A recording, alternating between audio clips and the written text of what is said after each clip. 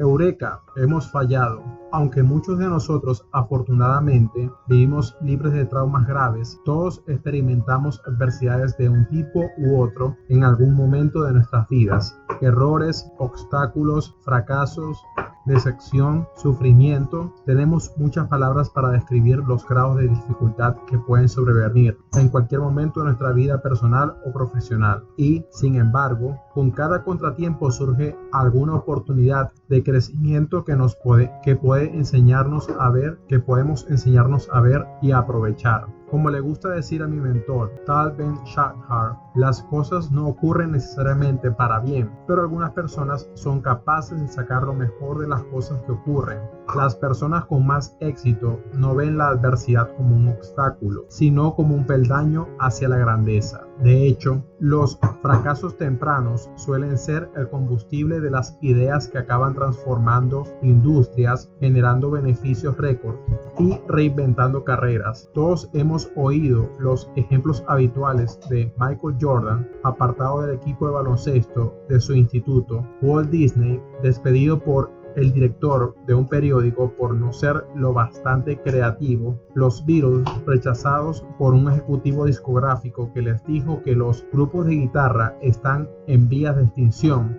De hecho, muchos de sus mantras ganadores describen esencialmente la noción de caer. He fracasado una y otra vez en mi vida, dijo Jordan en una ocasión, y por eso tengo éxito. Robert F. Kennedy dijo más o menos lo mismo. Solo los que se atreven a fracasar mucho pueden conseguir mucho. Y Thomas Edison también afirmó una vez que había fracasado en su camino al éxito. Por esta misma razón, muchos investigadores de capital riesgo solo contratan a directivos que ya hayan experimentado su ración de fracasos empresariales. Un currículum impecable no es tan prometedor como uno que muestre derrotas y crecimiento. Por eso, en lugar de poner un muro alrededor del fracaso como si fuera radiactivo, explica un consultor, las empresas deberían celebrar fiestas del fracaso. La Coca-Cola vive de este credo con el gran efecto. En el 2009, el consejero delegado de Coca-Cola empezó su reunión anual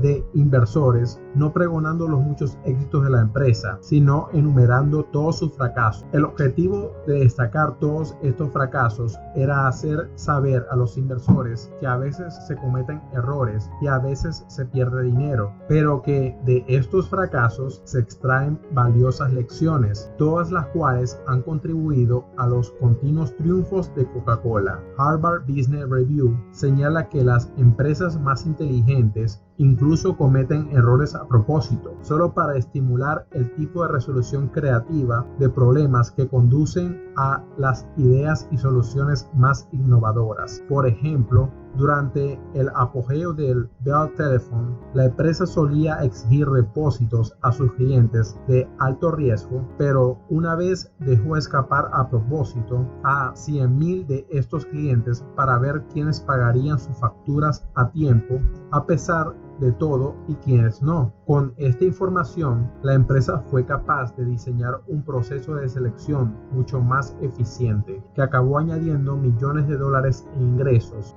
Como concluyen los autores de Harvard Business, cometer errores como este es una forma poderosa de acelerar el aprendizaje y aumentar la competitividad. Por eso, aunque parezca contraintuitivo, los psicólogos recomiendan fracasar pronto y a menudo. En su libro The Pursuit of Perfect, Dan B. Shahar escribe que solo podemos aprender a lidiar con el fracaso experimentando realmente el fracaso, viviéndolo. Cuanto antes nos enfrentemos a las dificultades y a los inconvenientes, mejor preparados estaremos para afrontar los obstáculos inevitables que se presenten en nuestro camino. En un experimento en el que 90 personas se sometieron a un programa de formación de software, a la mitad se les enseñó a evitar errores, mientras que la otra mitad se les guió para que cometieran errores durante la formación. Y aquí que el grupo al que se animó a cometer errores no solo mostró un mayor sentimiento de autoeficacia, sino que habían aprendido a encontrar su propia salida de los errores. También fueron mucho más rápidos y precisos en el uso posterior del software. ¿Cómo se oculta el tercer camino? Por desgracia, el camino del fracaso al éxito no siempre es fácil de encontrar. En medio de una crisis podemos quedarnos tan atrapados en la miseria del status quo que olvidamos que existe otro camino. Lo vi de primera mano cuando la crisis financiera del 2008 se llevó por delante a toda una plantilla. Recuerdo un día particular. Estaba en un rascacielos de Manhattan con vistas al vacío, dejando 7 años antes por los atentados del 11 de septiembre.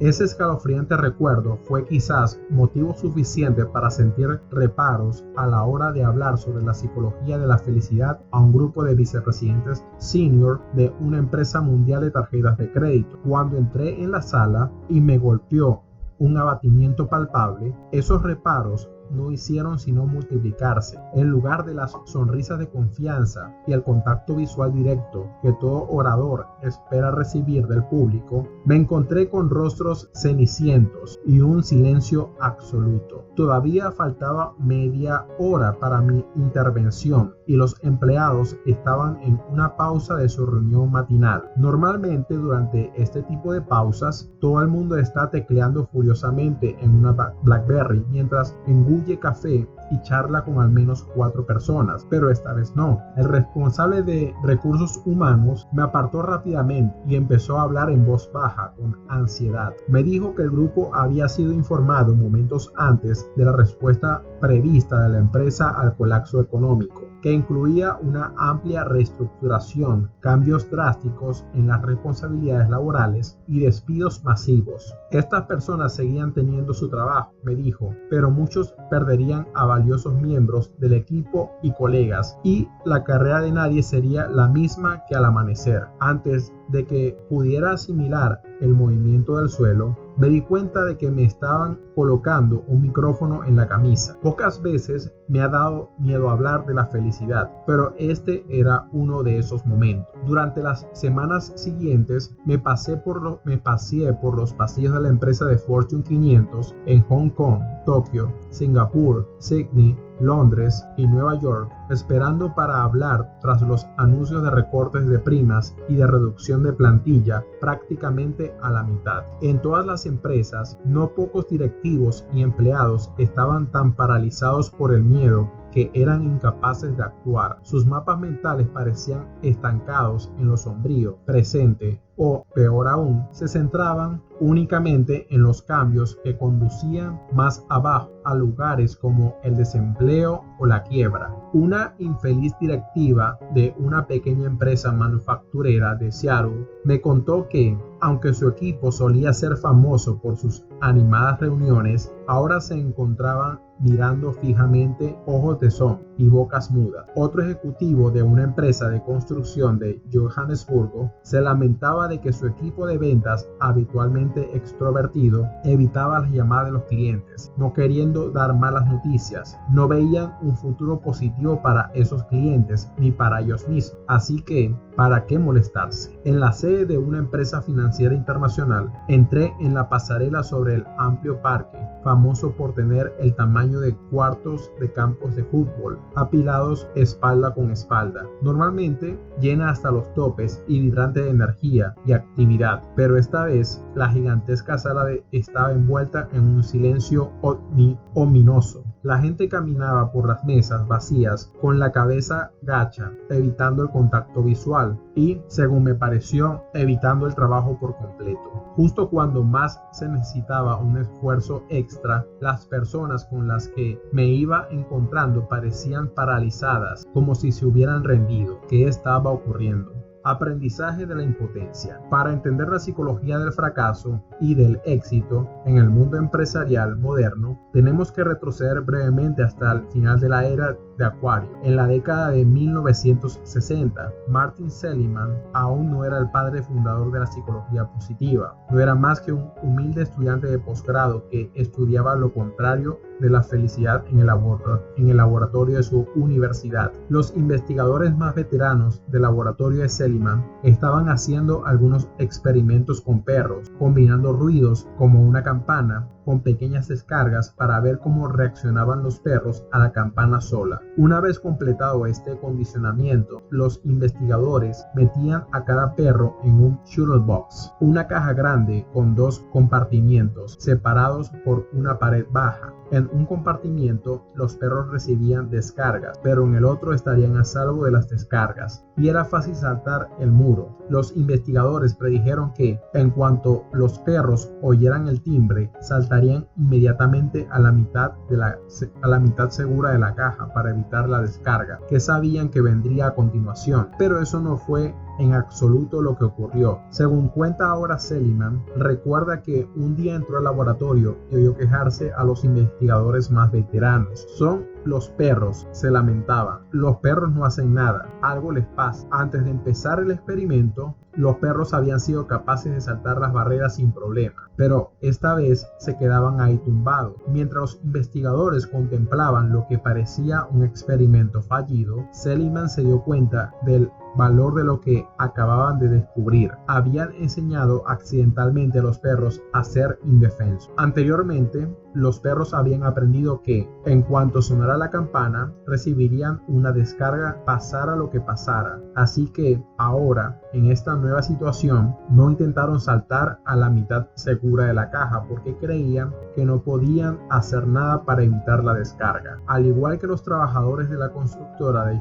Johannesburgo, básicamente pensaron ¿para qué molestarse? Tras décadas estudiando el comportamiento humano, Seligman y sus colegas descubrieron que los mismos patrones de impotencia que observó en esos perros son increíblemente comunes en los humanos. Cuando fracasamos o cuando la vida nos da un golpe, podemos llegar a estar tan desesperanzados que respondemos simplemente rindiéndonos. El hecho es que en nuestro mundo empresarial moderno, a menudo sometido a un estrés excesivo, los cubículos son las nuevas lanzaderas y los trabajadores los nuevos perros. De hecho, un estudio demuestra hasta qué punto los humanos nos parecemos a nuestros congéneres caninos. Los investigadores llevaron a dos grupos de personas a una habitación, encendieron un ruido fuerte y les pidieron que averiguaran cómo apagarlo, pulsando los botones de un panel. El primer grupo probó todas las combinaciones de botones, pero nada funcionó para detener el ruido. El segundo grupo, que actuó como control, recibió un panel de botones que sí apagó el ruido. A continuación, a ambos grupos se les encomendó la misma segunda tarea. Se les colocó en una nueva habitación equivalente a un transbordador y se les volvió a someter a un ruido testable.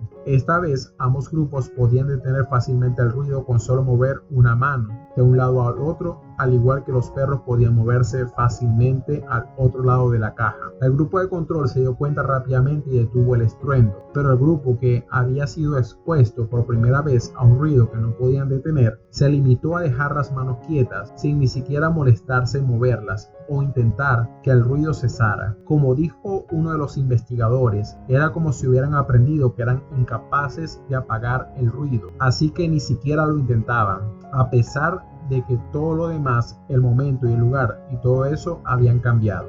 Mantuvieron esa impotencia ante el ruido hasta el nuevo experimento. Latigazos económicos.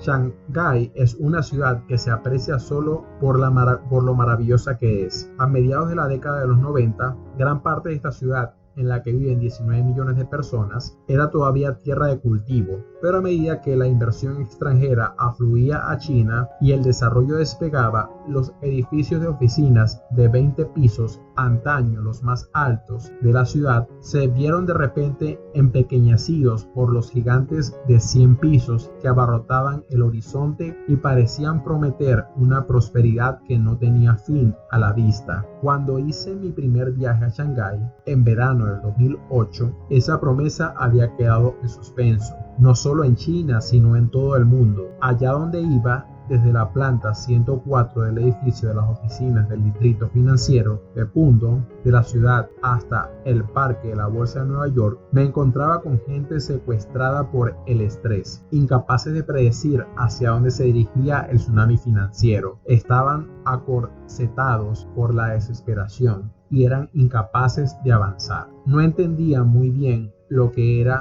les mantenía tan paralizados en la inanición, hasta que un directivo me dijo a bocajarro. Las fuerzas del mercado están fuera de mi control. Los precios de las acciones están fuera de mi control. Las decisiones de mi jefe están fuera de mi control. Así que no puedo hacer nada. Las aguas parecen estar cada día más revueltas. De lo que me he dado cuenta en muchas empresas con las que he hablado en los 2 últimos años es de que el colapso de 2008 y sus réplicas habían inculcado una forma de impotencia aprendida, la creencia en la inutilidad de nuestra acción en muchos de los trabajadores del mundo.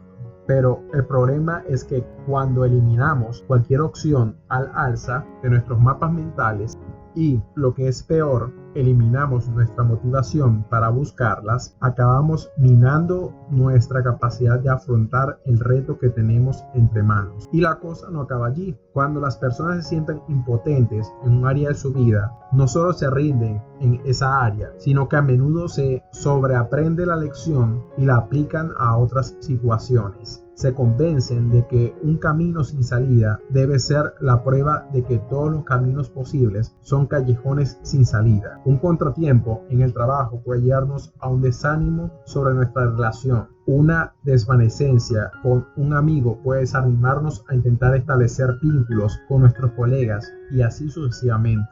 Cuando esto ocurre, nuestra impotencia se descontrola, impidiendo nuestro éxito en todos los ámbitos de nuestra vida. Es la definición misma del pesimismo y la depresión, un mapa de sucesos con todos los callejones sin salida y una ruta segura hacia el fracaso. No tenemos que ir muy lejos para ver este ciclo negativo a mayor escala social. La impotencia aprendida es endémica en las escuelas de los barrios pobres y en las prisiones y en otros lugares. Cuando la gente no cree que hay un camino hacia arriba, prácticamente no tiene más remedio que seguir tan abajo como está.